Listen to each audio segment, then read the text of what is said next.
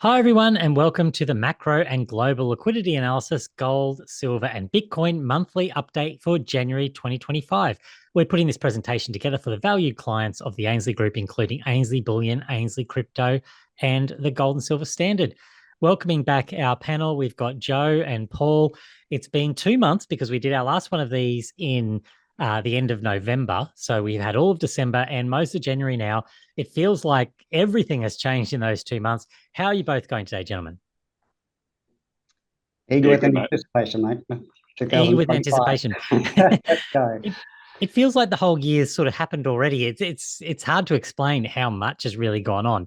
So let's dig into all that today. There's going to be lots to discuss, lots of interesting angles to take this. But just a reminder that we always put up everything we say in this presentation is not taking into account your individual circumstances, objectives, or situations. So, as always, you need to do your own research before making any investment decisions based on any of the information provided. Right now, for those who are new to this format, we're going to follow through a similar format that we have over the last 12 months, really, because we've been doing these for pretty much a year now, where we look at what's going on in the cycles, the global liquidity and macro cycle, the Bitcoin cycle.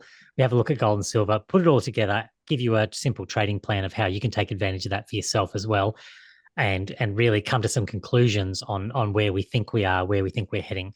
So we'll follow that same format. But first of all, we will start with that really big picture. And I'll start with you on this one, Paul. We've got our list here, really our summary, saying where we think we are in the cycles at the moment. We've started the year off, well, a lot's gone on. So I'll just leave it with you. What's your take so far on where we are starting 2025? Does this picture still look correct? What's your view? Yeah, look, absolutely. And I guess it's important to point out that we do take cues from multiple sources. So we're trying to look at a broader perspective of the market. So the three that we're looking at is obviously global liquidity is front and foremost in our minds. That's been, as we've said, over the last few of these, a lumpy grind out of the bottom. We then put that up against, but still increasing, right? So we still have liquidity flushing the system. We then look at where we are in the cycle, and again, this has been a bit of a bump out of the bottom of early.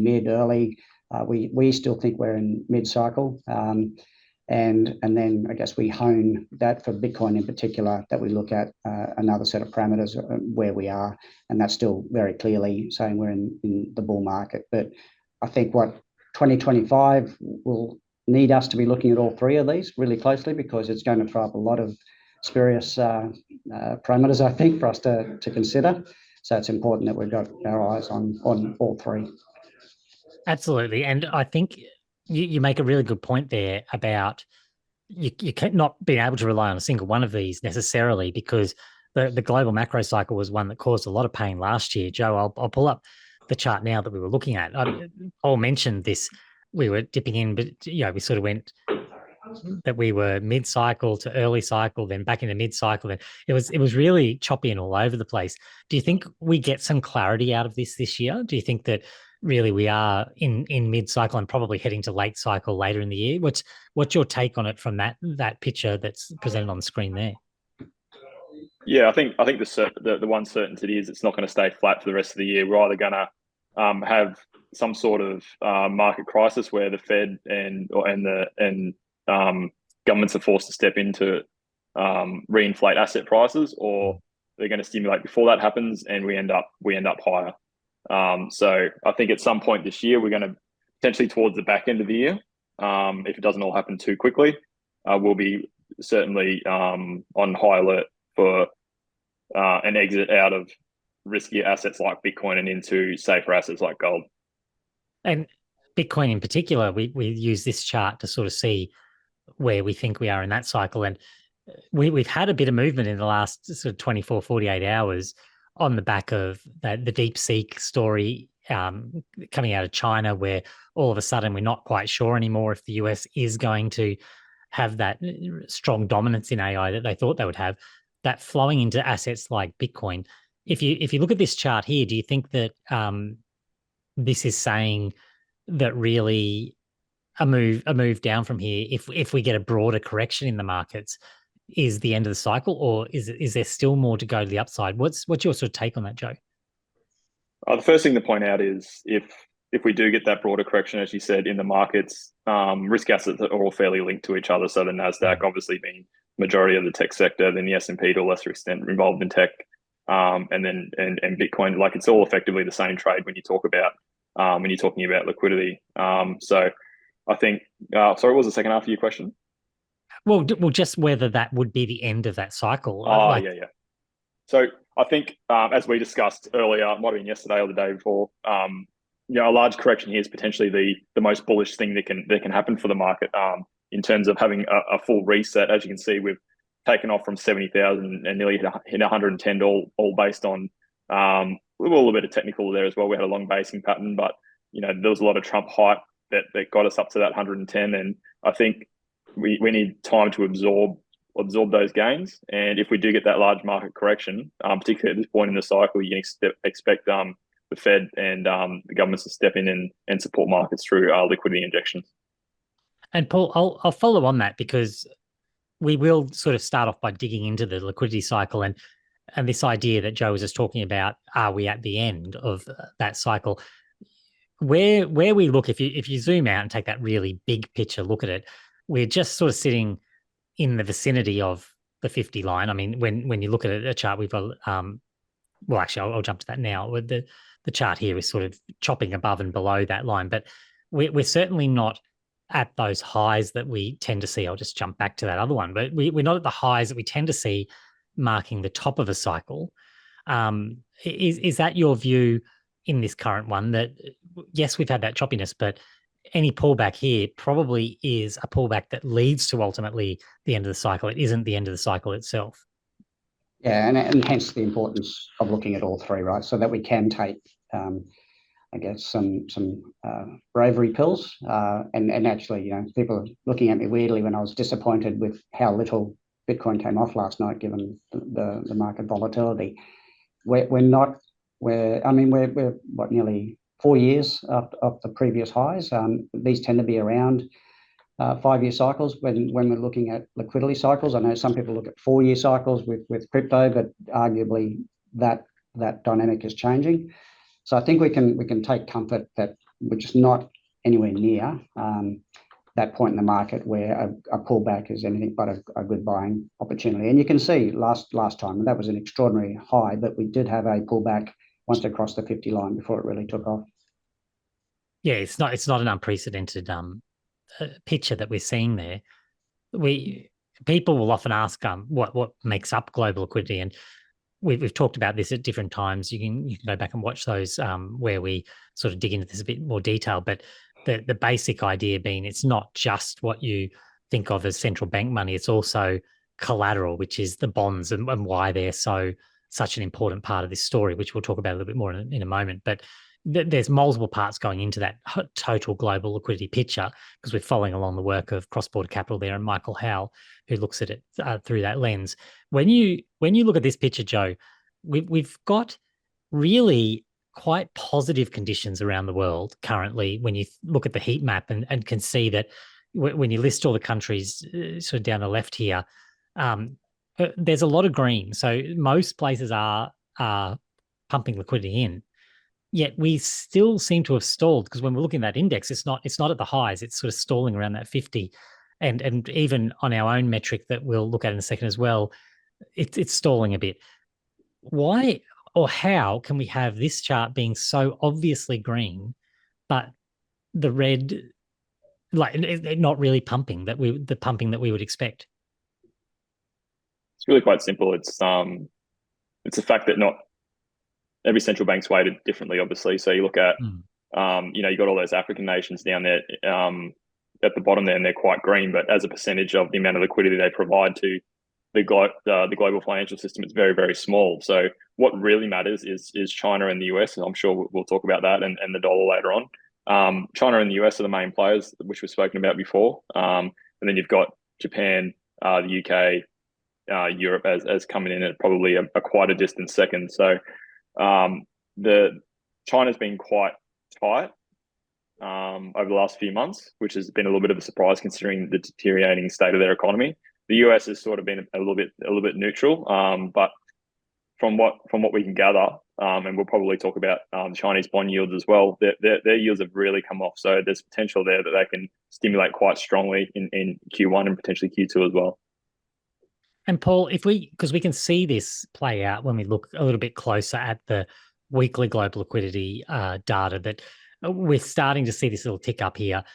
When Joe's mentioned we've had a number of central banks that really aren't, the main central banks that aren't playing ball when everyone else is really, and they're all doing that here. Does this need to be led by the US, or can you maybe speak a little bit more about China? Because I would think that they're in a prime position to be able to really juice this and really start pumping the liquidity out. And what we've seen in the last 48 hours, when we look at the AI story, for example, is another aspect. I mean, it doesn't just have to be the US pushing this liquidity out, does it? No, and China are a very, very big participant, obviously, and a lot of what they've been doing seems to be almost jawbony, like they talk big but don't deliver.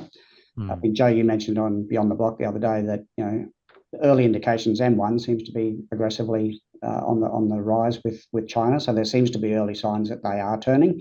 Clearly, they need to. I mean, their economy's not in great shape. Part of that is them trying to protect the yuan. So if we do actually see the US dollar come off, that's going to get easier for them as well. But it's, as you mentioned before, when you've got Japan and UK actually tightening, you've got the US neutral, and you've got China.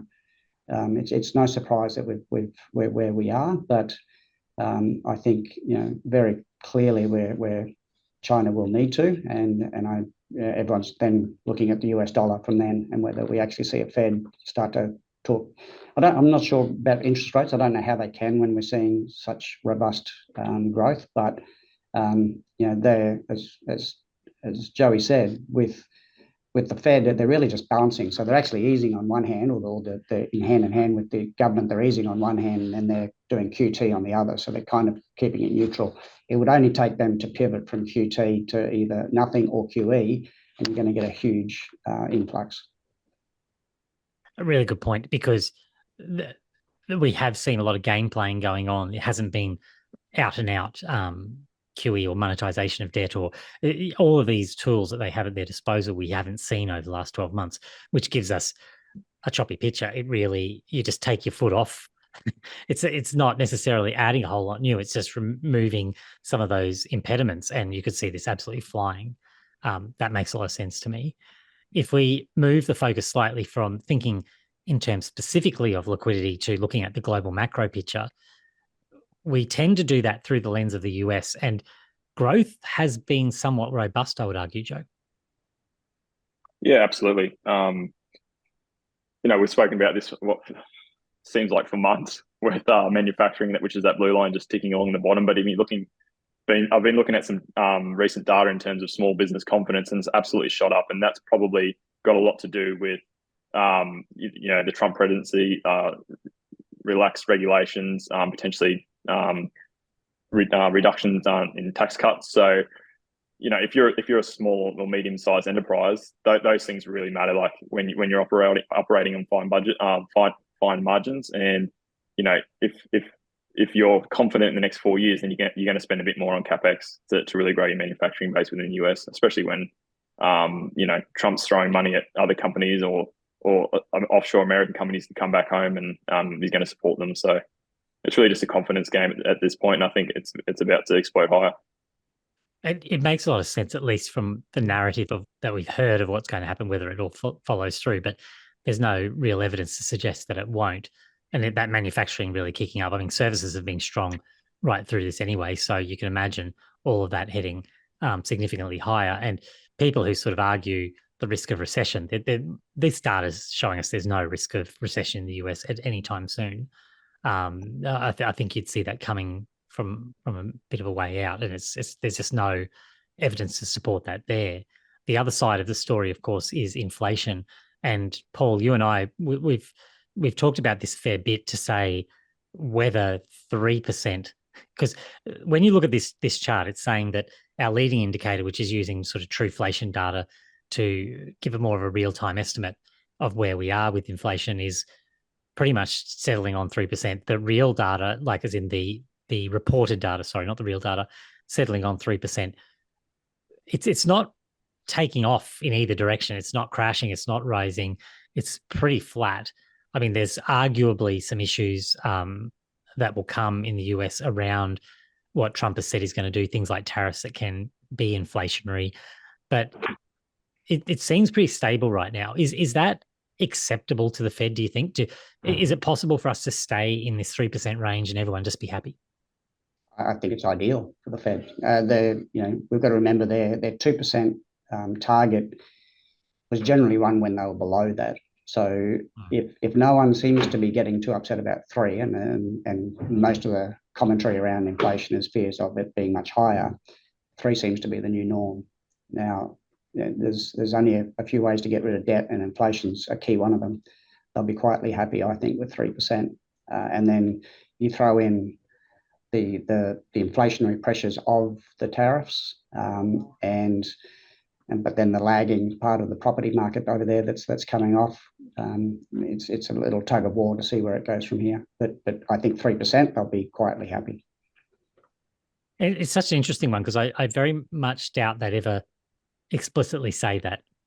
I think it'll be one, like you said, they'll be happy with, but I don't think it becomes policy. I don't know. Do you have an opinion on that? No, I don't think they'll explicitly say it, because that would. No one seems to be talking about it, so I don't think they're going to raise it, to be honest. Yeah, I think whilst you don't kick your own goal in that case. 3, they're not going to be worried about 3. No, unless they had intentions of raising rates, and they might refer to it, but I don't think that's their intention going forward from here. No, so while they can get away with it, just don't mention it and see what you can get away with. Yeah, exactly. It all ties in. It ties into this chart, and this has been a source of concern for a while. I think it's going to be something that everyone's going to be focused on later this year, because there's a whole lot. I believe the number's about 30% of US debt that needs to be refinanced this year, and the expectation is that a lot of it needs to they need to stop doing what Yellen was doing at the short end of the curve, and really those bills, and start issuing proper bonds, which is going to make this very interesting. If you look at where we've been, I've seen a lot of commentary suggesting that we can sustain much higher bond yields than where they currently are, based on the fact that they've been higher in the past.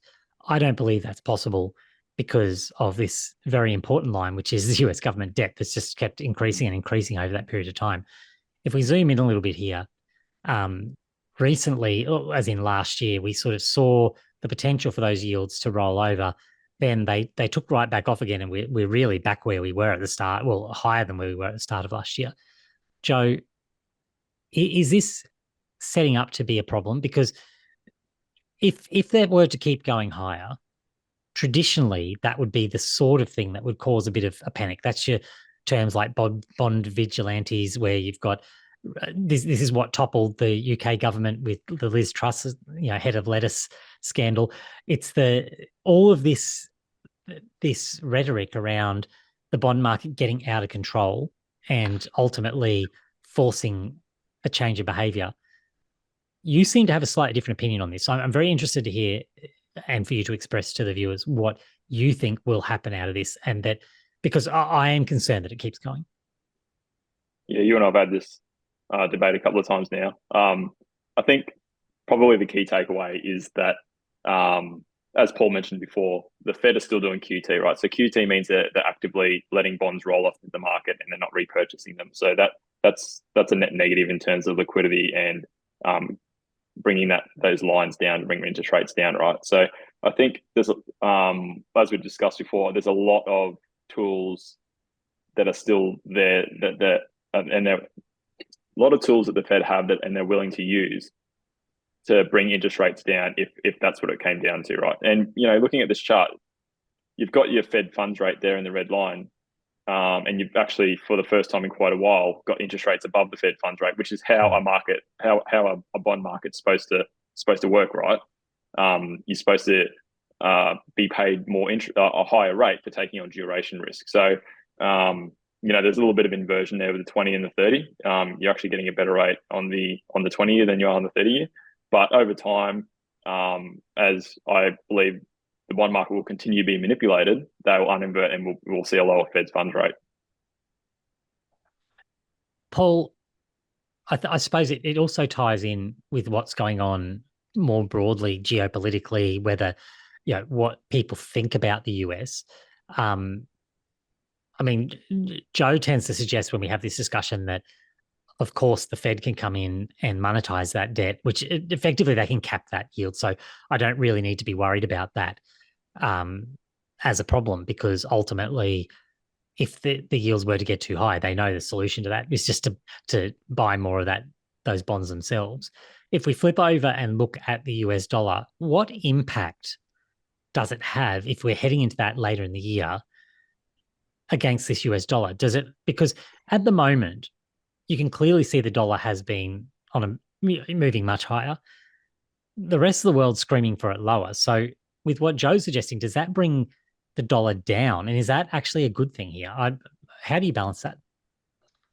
I mean, we all want the dollar down selfishly from investors, because a key contributor to that global liquidity equation is that strong US dollar, because of the sheer amount of debt in the world that's denominated in US dollars. So all eyes are on the US dollar, and I think Trump has said before that he's wanted a lower dollar, but a lot of his proposed measures would be supportive of a higher dollar. It's a hard one to reconcile, but certainly we should be wanting that dollar to come down. I just don't know what it's going to do, and I don't think anyone definitively does. It's a challenging point, because when we think about those bond yields, I can see a scenario where a bit of confidence is lost if that debt's rolling over and people just move away from the dollar. But ultimately, they can't move too far because it's at the center.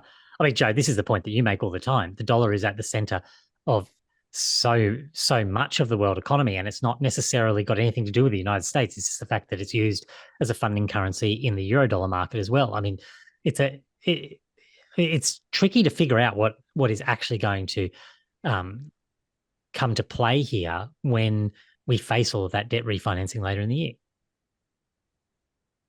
Yeah, and specifically when we're talking about debt refinancing and its impact on the dollar, ideally you want to refinance that debt at a lower rate, and the best way to bring rates down is to cut interest rates and supply more dollars to the rest of the world. Thus in the form of QE.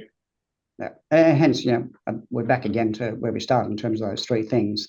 There's no choice. Like there's mathematically no choice that they have, as you said, Chris. There's 30% of that debt has to be repaid this year, right? So yes, there's a hell of a lot in 26, but there's a big brunt of pain coming in 25, and they just have to have the currency to do it. They have to have the liquidity to do it. So at some stage, whether they're the buyer of last resort and they come in with QE with a different name, quantitative support or something, it has to happen because there is no choice. They have to refinance, and so they've got to get that already 1.2 trillion interest bill. They can't have that get to an even higher share of GDP than it already is. I think when we get that, we'll probably be able to pinpoint it when they decide that they're going to stimulate and monetize the debt. That will effectively, in my eyes, be the beginning of the end for the cycle. So that will be what kicks us off. They're going to monetize all that debt, fill the TGA, refinance the government, which will drive liquidity higher, probably more than likely drive the US dollar down, and that's when we're really going to be on high alert. And it is funny how that works, because it's almost a little bit ironic where that flood of positivity into the market is its ultimate demise later. That causes the end of the cycle. Well, that's right, because it's going to drive the business cycle. It's going to drive the ISM. It's going to drive inflation up. And what does the Fed do and governments do when inflation gets too high? They tighten and take liquidity out of the system, which is not good news for asset prices. Speaking of asset prices, we'll dig into the Bitcoin cycle, because we get this question sometimes: why Bitcoin? Why are we focused so heavily on that? Is it just because we're crypto guys and we care about it? It's really, I would argue, none of that. It's really because global liquidity is clearly tied to world wealth, as you can see through this chart. It's a very clear connection between how much liquidity is going in and where wealth, the wealth of the world, how it's growing or pulling back. A step further than that, this chart that we've shown many times, and I won't labor on today, but only a couple of things really. These monetary inflation hedges, gold and Bitcoin, keep up with that over the long term. When you talk about CPI-driven things, they don't even come close to keeping up with the amount of asset price inflation that exists. But I wanted to spend a little bit of time looking at this chart, which to me just hits the nail on the head of why we're looking at Bitcoin. Paul, talk to that point. Because nothing comes close, Chris. Quite frankly, it's what that chart is telling you is that for a 10% change in global liquidity, you're getting almost a 10x change in Bitcoin. So nothing is more responsive to liquidity, and that this is a chart that works both ways. So you got to watch it like a hawk, but nothing has that same response to liquidity as Bitcoin. And you can see gold down there and at 2x, and that makes sense because when it comes off, you're still going to have that safe haven play of gold. Hence why we will pivot from one to the other. So gold absolutely loves liquidity. It's right there with the S&P 500. Only just below NASDAQ. So for a so-called risk-off asset such as gold, it's still highly responsive to liquidity, but it's a fifth of what Bitcoin can do. So I guess that's kind of underpins what we talk about, is that nothing outperforms Bitcoin on the way up, but gold's that perfect play to have a bit of all the way along, and then pivot to when things get unruly. Now, I seem to be ignoring Ethereum, but Ethereum takes on, I guess, additional risk. So absolutely, the returns can be greater, and you'll see in the last 18 months they've lagged because there's some concern around Ethereum's effectiveness compared to the up-and-comers like Solana. So you're taking on it's almost like holding gold and holding gold shares. Bitcoin is gold 2.0. It's where all of this is based. All liquidity is debasement of currency, right? So they create more, they debase the currency. So it's hard assets of things that you cannot just create more of that gain in value. So that's Bitcoin, pure and simple. That's all it does. Ethereum has that use case that adds speculative upside, but as we've seen in the last 18 months, can have speculative downside as well. Speculative underperformance. Yeah, underperformance. Right? So, speculative underperformance. Yeah. And it's a perfect explanation of why, to me, as to why we look at it. And people who maybe are a little bit cautious to go, well, I'm not really a crypto person. I might understand gold, because we have a lot of people, obviously, at Ainslie. We've had a lot of people who have a long history with gold. They understand its purpose and don't necessarily trust or fully comprehend this new asset class that's emerging. We're not even really talking about the whole asset class. We're talking about one very specific example there, which is Bitcoin serving that role of hard asset that you just described. I think that was an excellent explanation. So that probably is the why we're looking at Bitcoin. What we've seen recently, this chart is actually, it's being very accurate, really. It's looking at the same kind of approach that is used with the cross-border capital data on the global liquidity index, but it's really just looking at the rate of change. And what we effectively do is add up all of the central bank liquidity to try and get an indication of whether it's what direction it's heading in. So we don't necessarily need to know all the ins and outs. We just need to know which direction. And it's been a little bit concerning because we've been heading towards that sort of zero line where it's just really been stagnating.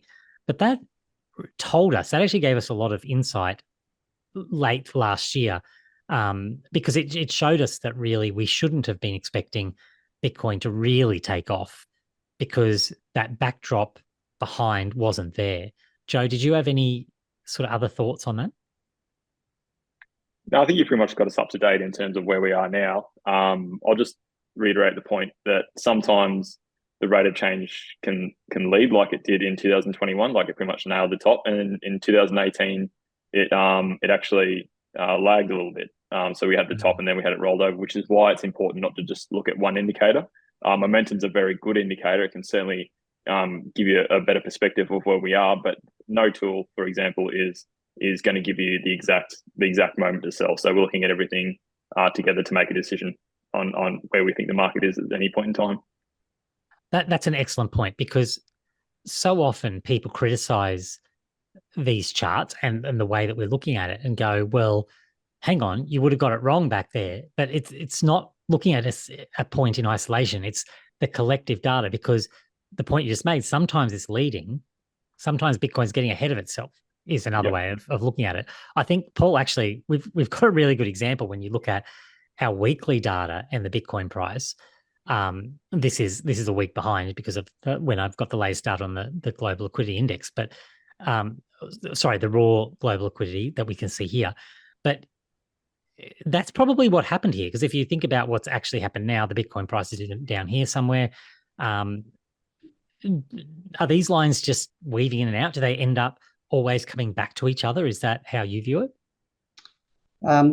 No, because I think a lot of it's directionality. But so I think the alligator jaws that we sometimes talk about just doesn't always play out because there's multiple factors. And then, with Bitcoin, you've just had these, I guess, additional exogenous sort of impacts like Trump and talks of reserve and these sorts of things that will always play. But I mean, that's a pretty neat alignment with when liquidity started ticking up, that Bitcoin really took off again. So I think directionality is key to this.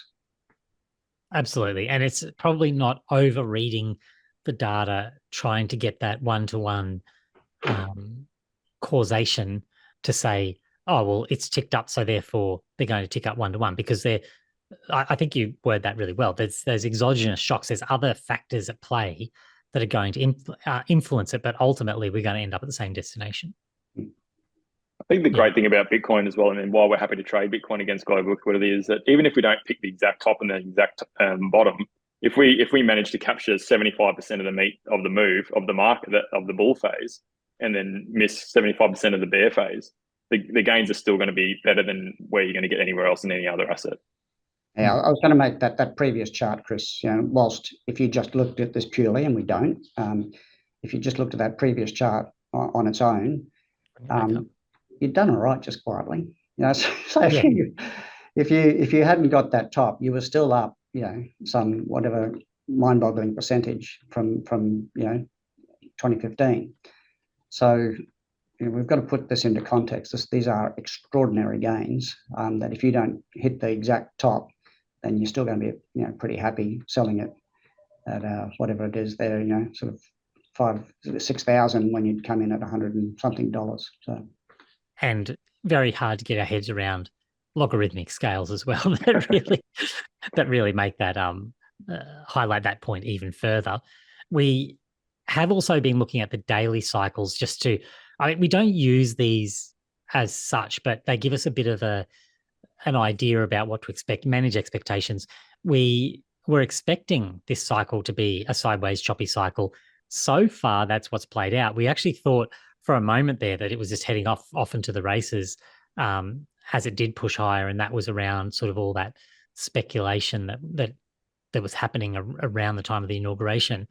We did make a new high, but we're back down into that zone. Joe, do you think the rest of this cycle is choppy sideways?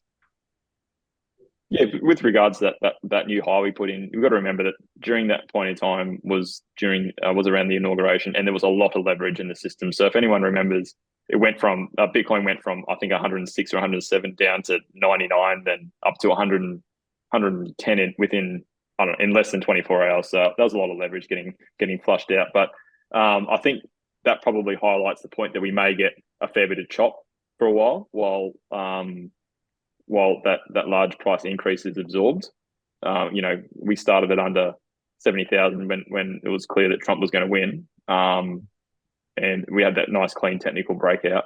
So for the market to absorb and go sideways for a while here would not be unprecedented, that's for sure. And it's actually healthy, isn't it, Paul? Like it's markets going straight up is not actually a healthy thing. And I was about to say, nor unwanted. It would be actually reassuring to see this settle for a bit because, I talked about the alligator jaws. It has got ahead of itself in terms of, and that can make you nervous. It can start to make you second guess some of the things you're looking at. But so I think, just for people just to settle a bit with the new regime would be very healthy for the market. Joe, we've put this chart in. It's one that you and I have been spending a lot of time looking at. We refer to it a bit as the fish finder because it's sort of looking for those fish from where we are in the current placement. At the moment, it's really showing, and for clarification for people who aren't familiar with how this works, it's really identifying using exchange data. So it's using real data to identify areas where there are clusters of sentiment, people hitting stop losses, people hitting liquidation points, that when you sort of put them together, it paints a bit of a picture of which way the market is positioned. And as a general rule, the liquidity exists by wiping out as many people as possible, particularly in liquidations. This seems to be painting a very one-sided picture. This data I updated last night. So we don't have a whole lot of lines or points above, but plenty below. What does that say to you? Well, first of all, we know the market likes to inflict the most pain on the most amount of people, which is what we'll always come back to. And it might seem at times that there's no rhyme or reason for why the Bitcoin price moves as it does, but this is one of the reasons why it does move while it is, because of pockets of liquidity. As you're looking at this chart here, you can see there's not much above this current price point, which you would usually argue that's quite a bearish signal because everyone's still long, and a lot of the liquidity down the bottom there below the current price point hasn't been wiped out. So to get a proper sentiment reset, you need to wipe out a lot of the liquidity before you start moving up again. And when I say, the market causing the most pain, the cynic in me will say that it's large players, market makers and whales that move the price around to accumulate as much Bitcoin as they can. And I get this argument a lot. People who really feel that there's a lot of manipulation in these markets. I mean, I tend to come on the side that this is just the free market at work because what's fascinating about this chart is that you can see the data. So if you can see the data there, it makes sense that the shrewd investor would be going, okay, well, there's a lot of people are going to get wiped out down there. There's an opportunity to get some cheap Bitcoin. Yep. Press on that. So it's not necessarily, it is manipulation, I suppose you could argue, but it's quite logical. It's not really some sort of conspiracy. It's just people behaving the way you would expect them to behave in this scenario. Yeah, well, it's a combination of all market participants. So like you can call that manipulation, but it's not manipulation in the sense that there's some federal agency printing money to prop it up or push it down, I suppose is the counter argument to the manipulation that we talk about. It's just the, like I said, just smart money, the whales, the big fish who are, pushing the market around. Pushing the market around. We'll have a bit of a look at gold and silver because, as we said, obviously at this stage in the cycle, we're thinking that Bitcoin still has a run to go, but we pay very close attention to gold and silver because that's where we want to rotate into. And it always makes sense to have some allocation to gold and silver really anywhere through the cycle because of the nature of what they bring to a portfolio. Paul, I wanted to just start, before we look specifically at what's been happening with gold and silver, just to look at this chart because we seem to be back accumulating again with central banks. Seems to have been a fairly consistent theme, but now you're at the point where your BRICS and friends, and really the friends being a lot of the Asian markets, China and other Asian markets there, who are accumulating, but now amounts well beyond what the US holds. In fact, the top 10 BRICS countries themselves are almost approaching what the US holds. Is this a protection play? Are they trying to protect themselves against problems potentially in the future? Is it trying to re-collateralize their their reserves in something that's a little bit more stable than US dollar. What's your view on the makeup of this chart? Well, it's multi-layered. I think we saw, and this doesn't really show up because it's a select number of countries, but we saw prior to the GFC a net selling of gold by central banks, and then the GFC happened, and they realised that this credit cycle that they'd created was possibly in its terminal period, and all of a sudden central banks around the world became net buyers and have not paused since the GFC, and in fact they've ramped up considerably over the last few years. So there's, I guess, a stronger asset in their portfolio or their reserves play. But then more recently, we've had the sanctions and that sort of thing with Ukraine, where countries have started to see, well, this reserve asset of US dollars is being weaponized, and we don't want to get caught out. So there's been a big shift to buy gold, and look, and as we were talking before, those rising yields in treasuries is a lack of buyers, right? So there, in part, you've got countries or sovereigns stepping away from buying US treasuries and stepping up to buy gold, and so we've seen that accumulation that chart shows quite clearly, where people are starting to get ready for whatever's coming at the end of this grand cycle. That makes a whole lot of sense to me. That you would like, that would be the smart move to make if you're any of these countries, particularly those BRICS countries that aren't necessarily in the most favorable position with the US at the moment. It makes sense that they would at least diversify a little bit. And as you've said, it's been relentless really for years now. Joe, looking at gold specifically, we've had really just spectacular gains in gold. Do you have an opinion on where gold goes from here? Is it really going to be determined by policy out of the US, for example, or is it what Paul was just talking about, the continued accumulation by central banks? What do you see as the drivers over the next 12 months or and beyond? Yeah, I think Paul's made some excellent points there. I think really what I would like to touch on is historically, when you've had rising bond yields and rising dollar, gold has sold off because there's an alternative, right? But that's been the exact opposite. We've seen the dollar absolutely hammering. We've seen bond yields rising, and they haven't been taken at this point as an alternative to gold. So when you're thinking in terms of our local currency, or even the yuan or the yen, anything outside the dollar, it's just all-time high after all-time high. Because one, gold's going up, but two, it's a hedge against your own currency because your own currency has been proliferated against the US dollar. Such a good point. It shouldn't be behaving as it has been at this point in the cycle, which is actually extremely bullish when you look at it through that lens. We also look at silver. I would argue a very similar chart to gold.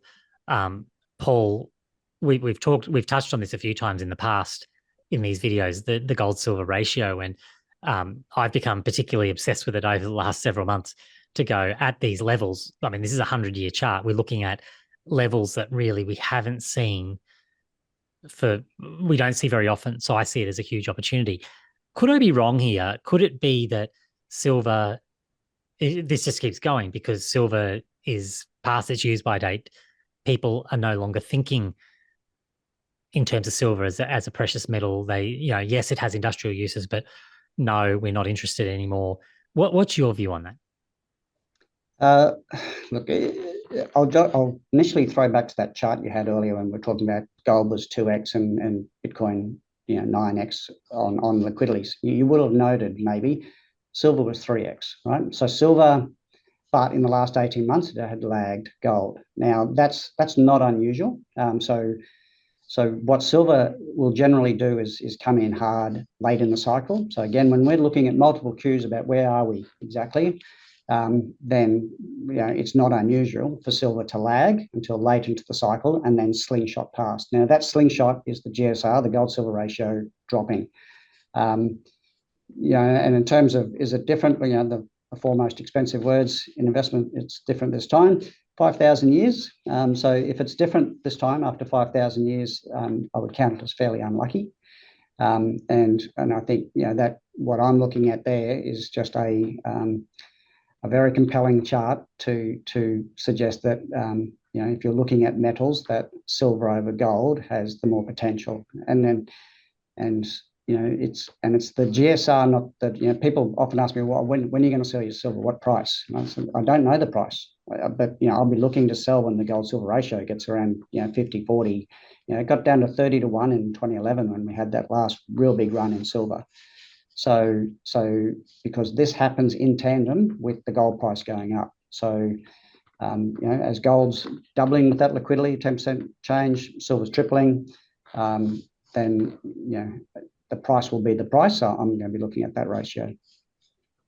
And such a clever way to do it, because when that comes, it is often quite quick as well. And if you are looking at the prices, you're so caught up in gold at new all-time highs, silver at new all-time highs, that the frenzy around that, you don't have clarity. I think this provides real clarity to understand what is actually going on there. And that opportunity to rotate back into gold then will be, well, possibly one you don't get for a long time after. I mean, this is a very long-term chart. Yeah, and the analogy with Ethereum, Ethereum outperforms Bitcoin, but we talked about it being, it's a smaller market. Silver is a smaller market than gold, but it also wears two hats. Half of it's monetary metal, half of it is industrial use. So now Ethereum's uses may be surpassed by up and comers, but silver's uses are renewable energy, electronics, things that just are not going away. So I'm very, very bullish at the moment on silver. So am I, and particularly with that very small supply, it's quite encouraging. This monthly macro and global liquidity analysis is brought to you by the Ainslie Group, Australia's trusted choice to buy gold, silver, platinum, and crypto online or in our Brisbane and Melbourne showrooms. With over 50 years of operation, we are a reliable partner in wealth management. If you're looking to buy tokenized gold or silver anywhere in the world, check out the Gold and Silver Standard for the security of real-world precious metals combined with the flexibility of blockchain. Now, at this stage in the presentation, we always like to provide some value back to people of a trading plan that they could implement if they so wished, really taking advantage of those cycles. And it's something that we've done personally. So, it's not financial advice. It's just, this is what we do personally with our Bitcoin to really ride out those cycles. So it's something that you can follow along with if you so desire. The idea is very simple, that at the start of that trend, when we've got all of those things we talked about lining up to determine that we're really at the lows, that's when we get that buy signal for Bitcoin, and we really just hold through that cycle. But just as importantly, we wait until all the signals we talked about today turn and we start to get that sell signal at the top, and that's when we build our conviction, we lock it in and take the profit. So our buy signal was back on the 10th of January 2023.